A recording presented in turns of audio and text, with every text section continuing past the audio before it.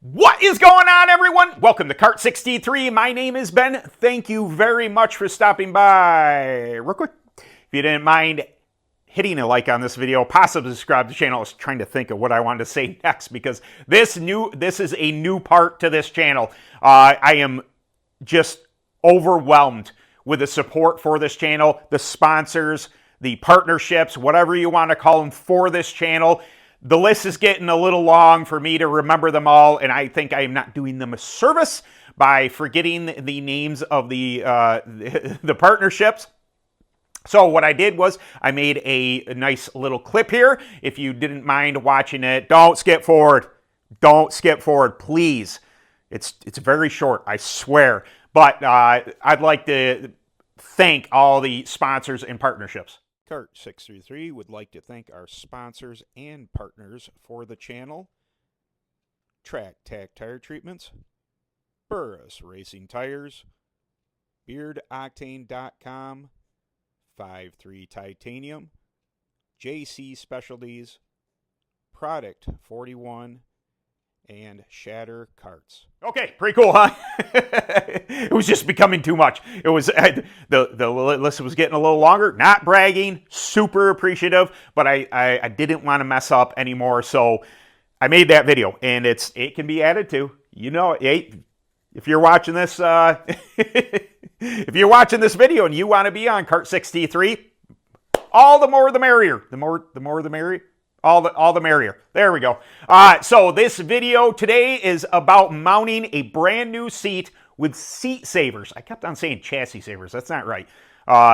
When I was editing the video, all the footage and stuff, I kept on saying chassis savers. That's not right. Seat savers, which is the first time I've had the experience with them. I've seen them used on other videos, other people's karts, and I thought those things look great. And when I bought from JC Specialties this brand new seat, I thought, you know what, get some seat savers in there, and I'm going to try them out. So first things first, no professional at mounting seats. I've done it for a very long time. I've struggled, but I've learned from my struggles, and I think that's where we all learn. That, you know, if you've mounted a seat, if you struggle with it, I'm with you.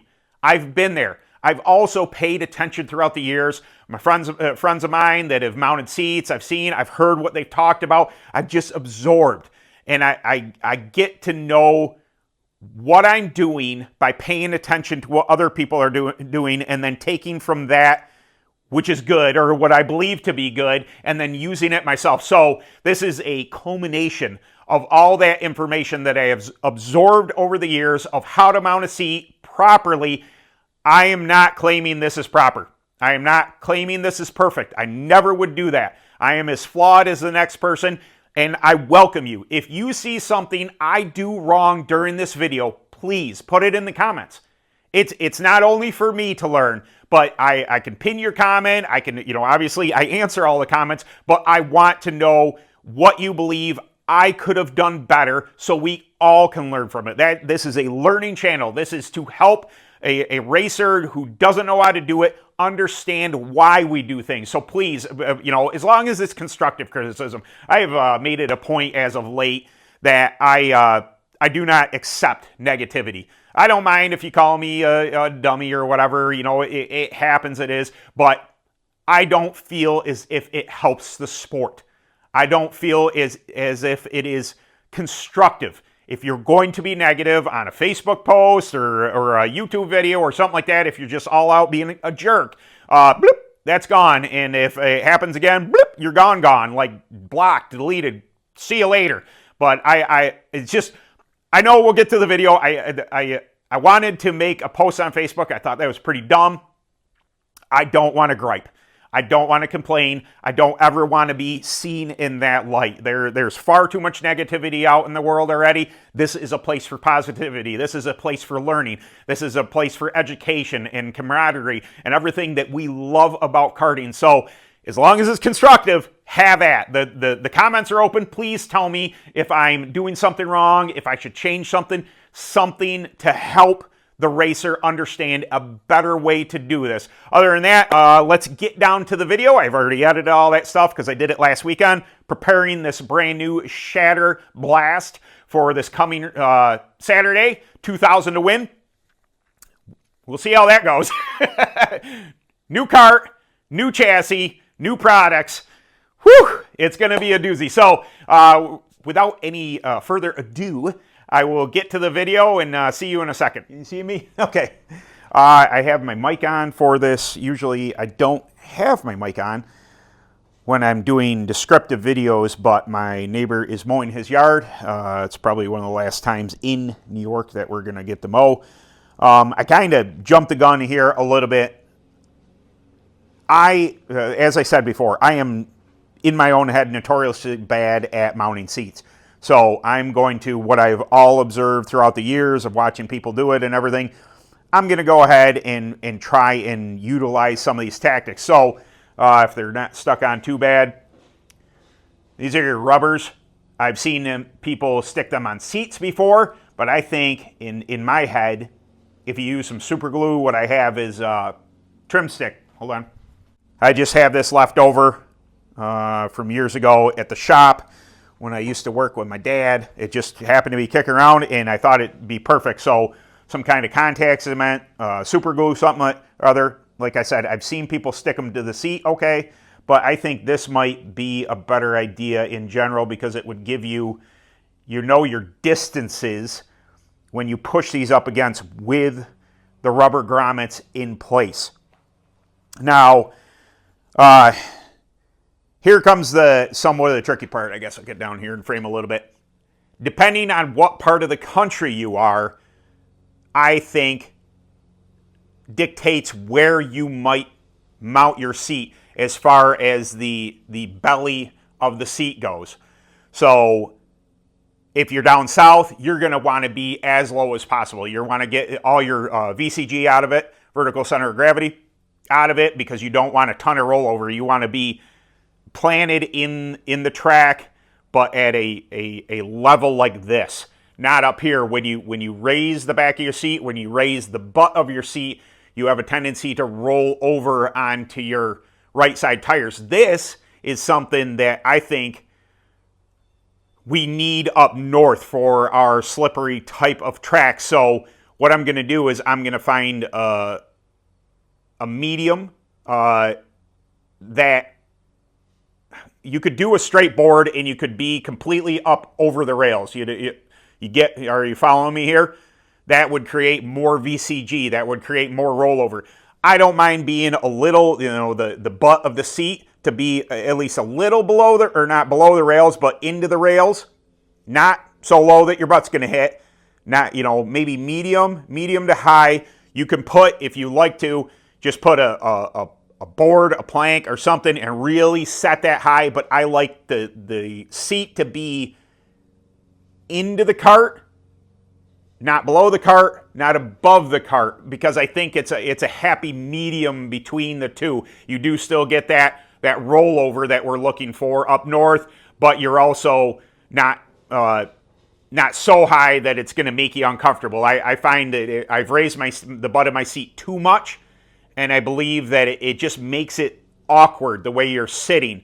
So what I'm going to do here, I'll search around a little bit, and I don't have a particular way to do this. Now, I will say that if you have a belly pan, if you're putting a seat into a cart with a belly pan, it does make it a little easier, because then you can just put something that thickness that you desire at the butt of the pan to raise that however much you like. I don't happen to have a belly pan here. I could create one. I've made them out of ABS plastic. I've made them out of Coroplast, things like that. If you really want one, obviously you can purchase from your manufacturer.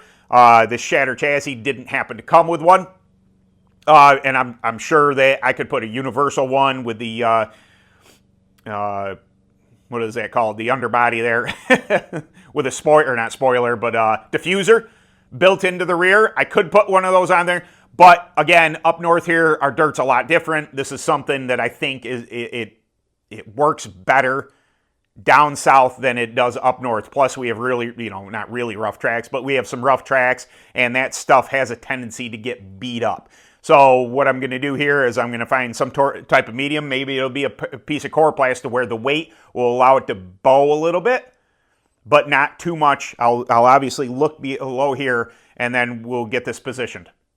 Okay, I decided I was actually going to show you, as not to confuse anybody, what I mean, what's going on here. So here's just a random piece of wood. If you wanted a high VCG,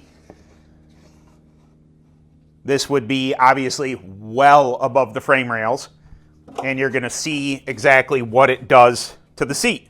So that raises the butt of the seat up. It makes it also exceptionally hard to get your rear seat mounts hooked up.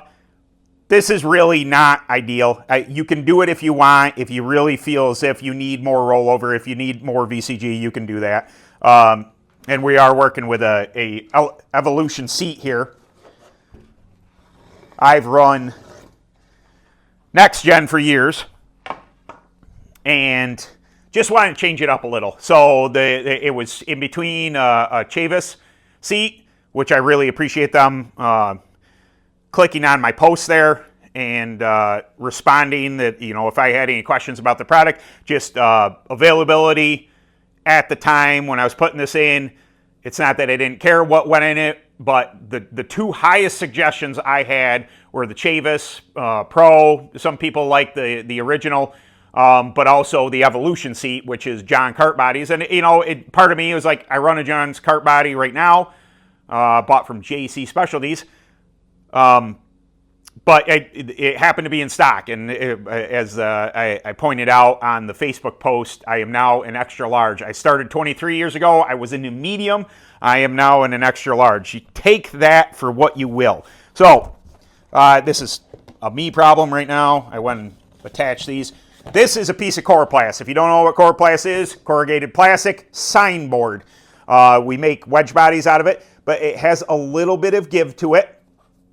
So it's worked for me well in the past, and that's why I'm going to use it here today. So when mounting your seat, see how that just gives a little bit? And then obviously we check for distance below that I'm about mid-rail. I probably can increase this a little bit.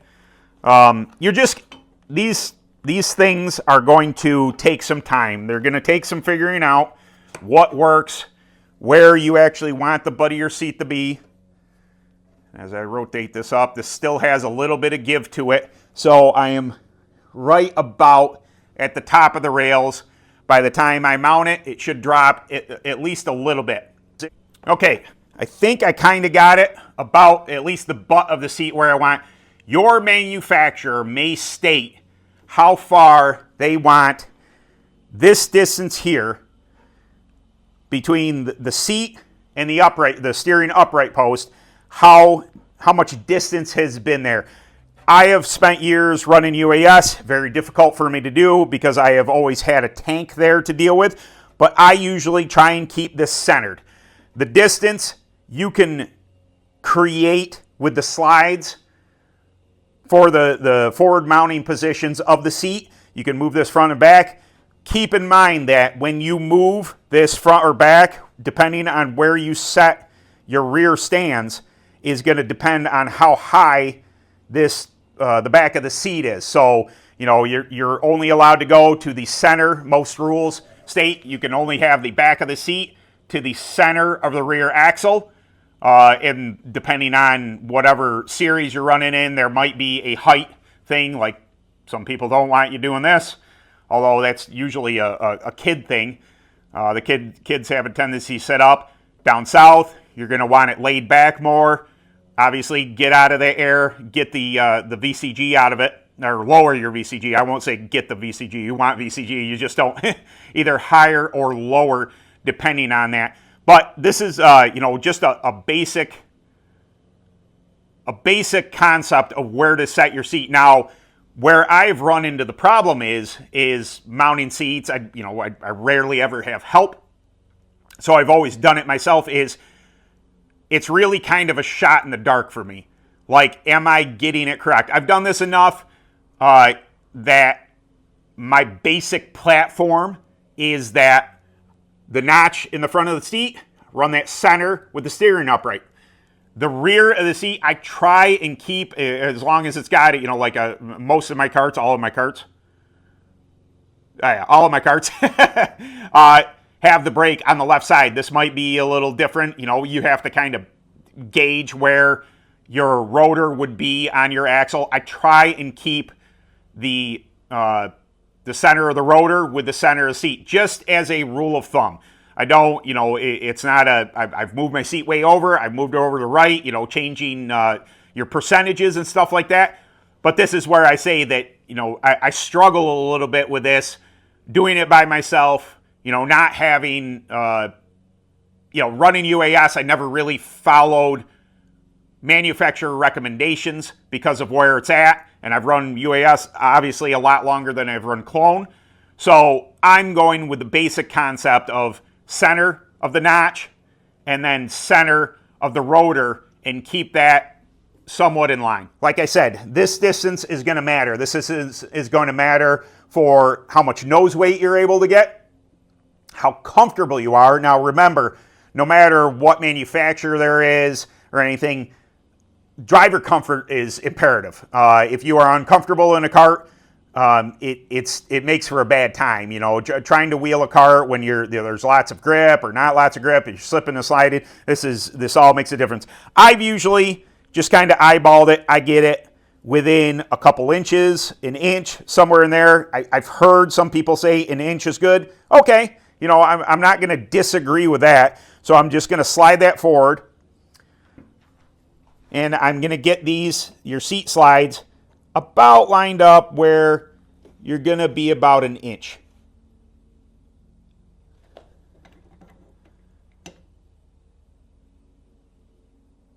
Looks somewhat good from here. You can lock these down however you see fit.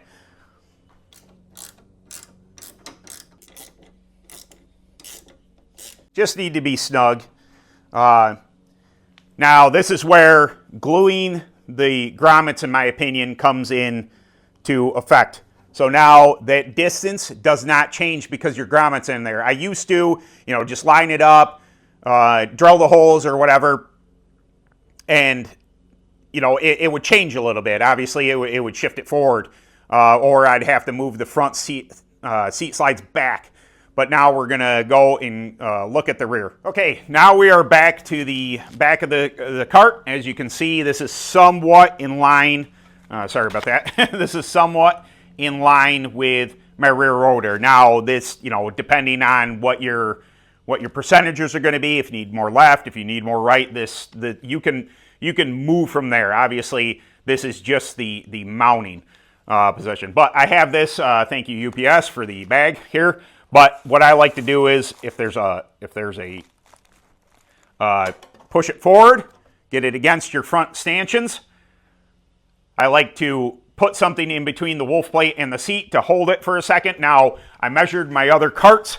This part is where, you know, we may differ between north and south. So it probably needs to come down a little bit. That's about 10 inches.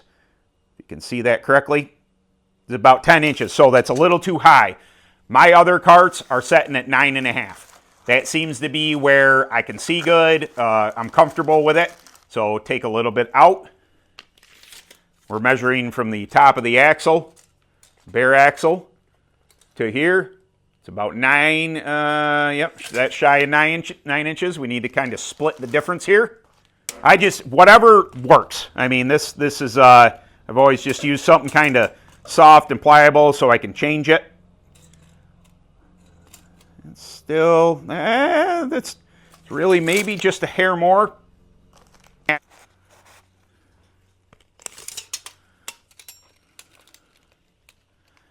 There we go. All right, just about 9.5 inches. Keep in mind, center of the rear axle. Your seat can't be any further back than that, according to most sanctioning bodies. I would say, I'm taking a wild guess at that, but that's something I've always gone by. Now here is where you mark Nothing's been drilled yet. Nothing's, you know, the permanent or anything like that. Now we're going to start to mark our holes. Now, there's a couple ways to do that. You can put an awl through there, if you know what that is. You can put a little, screwdriver through these holes to mark the seat where it's at. And remember to check the back of your seat to make sure that's still where it's supposed to be. Okay, just real quick here, I loosened up my my stanchion. Now, depending on where you want it mounted, back here, up here, I've had them everywhere. Just make it work type of thing. And before we obviously mark our holes, do any drilling, anything like that, you're going to want to go ahead and check your rear height. We're just going to snug this up real quick here, just so it's in the general area. And we're going to come to the other side. Now, this side can be a little tricky depending on where your seat mounts, where the curvature of the seat is, and the angle in which your rear mount is going to be. Now, I call this right, call it wrong.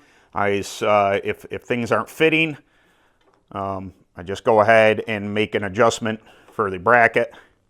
Is it drilled already? I don't have a preference on seat mounts, but I oftentimes will have to do this, put a little more adjustment, just so it fits the angle in which you're going to mount it. Taking this off, we're going to go ahead and stick that back on. Your super glue, this is why I use a contact cement, because it'll reseat. So that lines up there. We can put a little tension on there.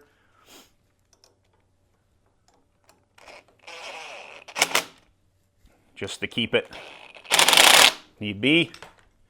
Okay, bolt will go through there. That seems pretty steady. And again, like I said, we got those in position, and you're gonna wanna go ahead and make sure that wherever your height was, it's just shy of 9.5. We're gonna call that good. Obviously, I can do a little bit of changing here. Now we need to mark the holes. Now, as I've heard, this has been done for a long time.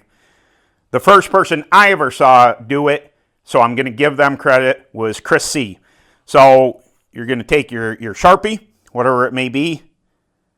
We're going to go ahead and take our needle nose plier. We're going to take that out of there. Now, like I said, you can use an awl. You can use a screwdriver. But what you do is you just slide this through here and make a mark. Hopefully that worked.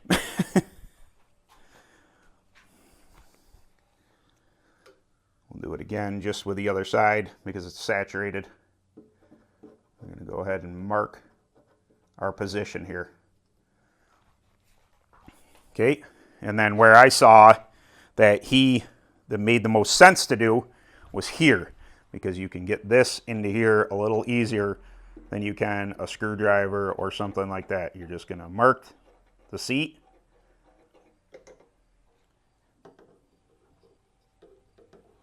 You can get gold paint everywhere. Reach up through.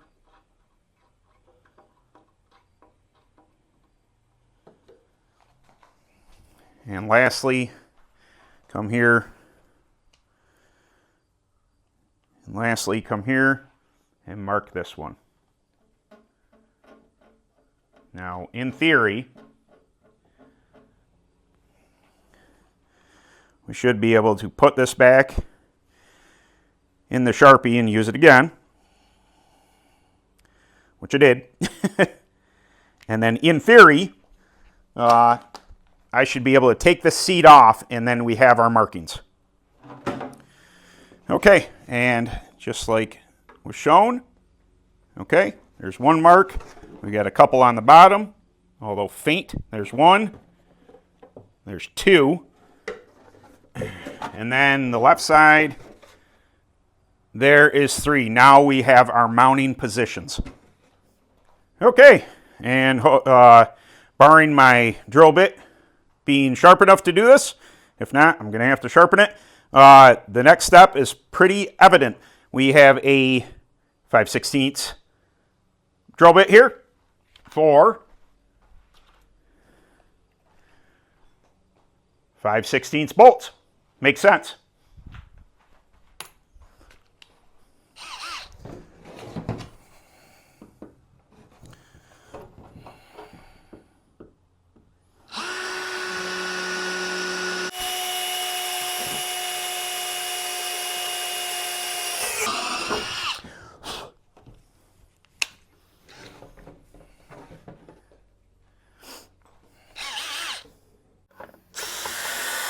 More power.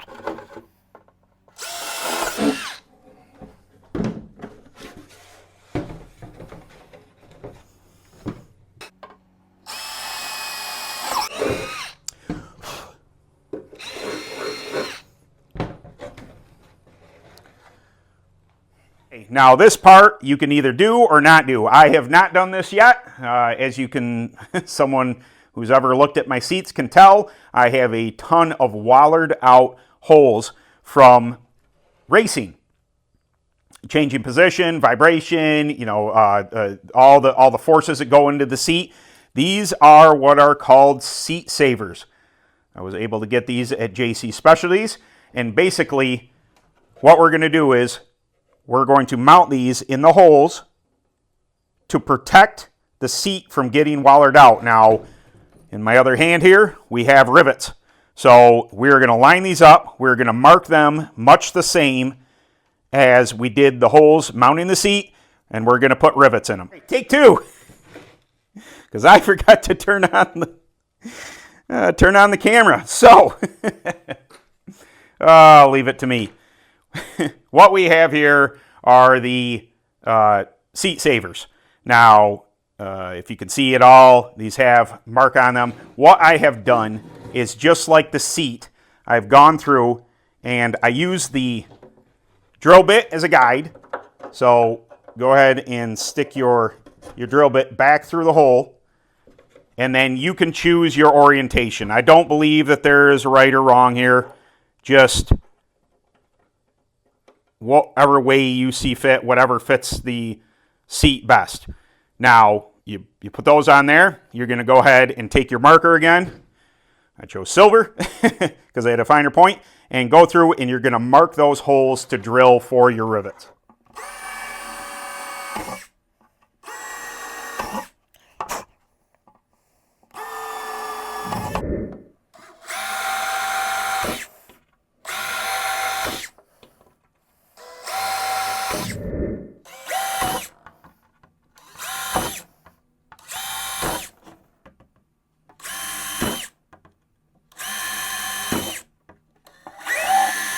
And last but not least, mount your rivets to the seat.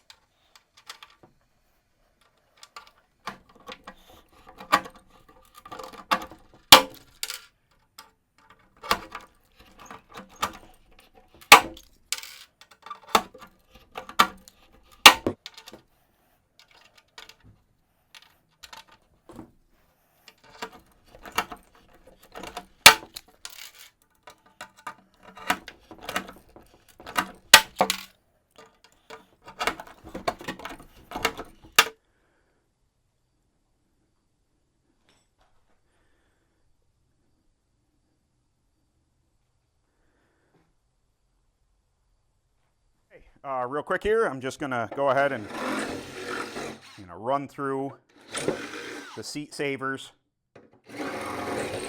for good reason. Sometimes your alignment is slightly off from the seat savers. And we are now going to install the bolts. Now, the seat savers, one might ask why. I kind of described it before, but it keeps the holes from wallering out in your seat, in your brand new seat, in your used seat. It is what it is. But you think, just tighten your seat, they won't move. That's where these come in. I'm assuming down south, much like up north here, you do not want things to bind on your chassis. You do not want your Nerf bars to bind. You don't want anything causing the chassis not to do what it is designed to do. For all your weight percentages, for all your adjustments, you want the thing to be somewhat loose. I've seen people just shuck their seats and they are super duper loose. I don't like to run them that loose, but I do like to run them fairly loose. So we had already glued our grommets on here. We're gonna go ahead and put our seat on, hopefully without too much problem here. If I got them lined up all right. This is where if you want to, go ahead and take your grommets off. The contact cement, again, I believe to be a very good method. Matter of fact, with these, just now thinking of this, with the seat savers, it's probably unnecessary to use a supplied washer. You can just go ahead and run the bolt straight through the seat saver and into your mounts that you have done up. I have a washer, I have a nut here,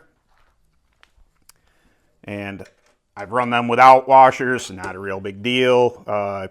It's metal, it's not gonna go through, it's perfectly fine, but you're gonna get your bolts put onto the seat.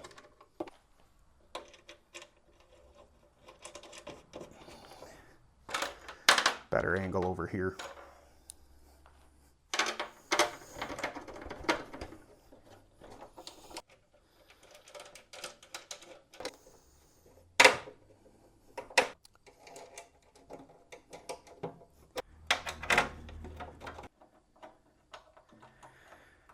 Okay, as far as tension goes, this is just my rule of thumb. I do not want to see this grommet bow.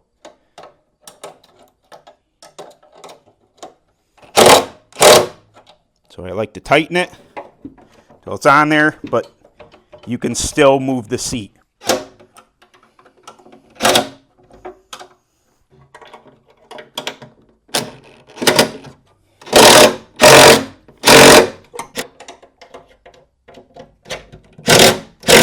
What you can do afterwards, if you have, depending on what type of sliders you have, you can go ahead and loosen these up. Allow it to, because, you know, nothing's ever perfect. Allow these stanchions to go ahead and set where they want to set. Nice and loose. So, tighten them up so your seat doesn't move, or at least the stanchions don't move.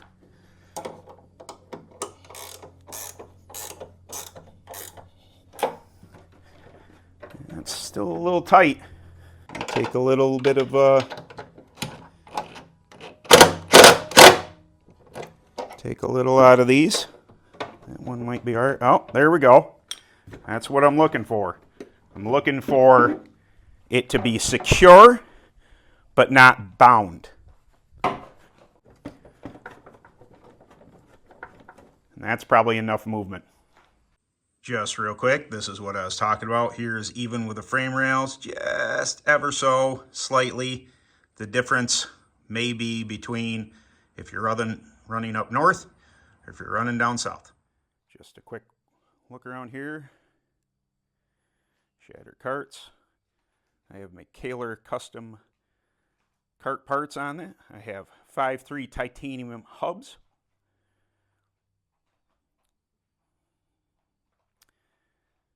5.3 titanium on the rear axle, hubs, and brake. More parts to come. It's pretty comfortable. A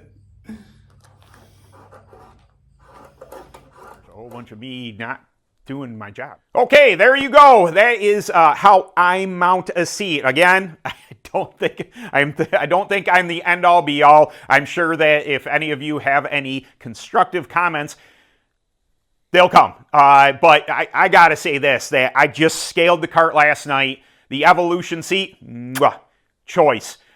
I had asked the question on Facebook, you know, what seat do you think everybody, or what seat does everybody think I should get? And it really was a toss-up between the Chavis and the Evolution. There was a couple, you know, little ones in here and there, and I didn't discount anybody. And honestly, when it came down to it, when I reached out to JC Specialties, I was looking for a Chavis. I was looking for a large Chavis. They suggested, hey, you know, I really like the Evolution. Cliff, the owner there, and I'm like, all right, you know, that's cool. He didn't actually have either one in stock in a large. Now, I've been running my next gen that came on my Phantoms since 2017. They are a bit stretched out. I am a lot bigger than I once was. So as anybody who follows me on Facebook knows, I ended up getting an extra large, and it just so happened that JC Specialties had an extra large Evolution. I believe this was a correct choice. I don't know what the Chavis feels like. I'm sure it's great. I honestly, I don't have a, you know, like I only run this seat. But to tell you what, I'm sure I would have loved the Chavis Pro, but this Evolution, to me, when I sat down in, for reference, 5'9", 220 pounds, I'm thick. I'm thick up top. And this Evolution, it's a little tight squeeze to get in, and then boom, and it at least scaling. I haven't raced it yet. I will be this Saturday, but at least scaling, really comfortable. Really, really comfortable. I can't, you know, kudos to JC for suggesting that. It was kind of the last thing. Like I was tossing up either the Chavis Pro or the Evolution. Honestly, again, I don't know what the Chavis feels like. I'm sure it's great, but this is awesome. I am super duper happy with this. I'm also super duper happy that I went with the extra large because I am a man of girth now. Take from that what you will. Anyway, I won't do an outro with the sponsors, partnerships, whatever you want to call them, to the channel, but I did want to point this out. Product 41, Ronnie. This video is coming soon. I just wanted to show off the new hardware, if you will.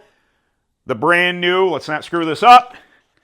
The Zamp RZ67D. This is the brand new Snell 2025. Those of you who are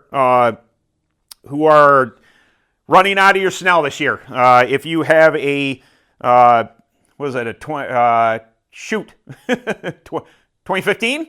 10 years? Yeah, 10 years. Every 10 years, you have to update your Snell. This is the brand new 2025. This is good. The Snell is good for 10 years.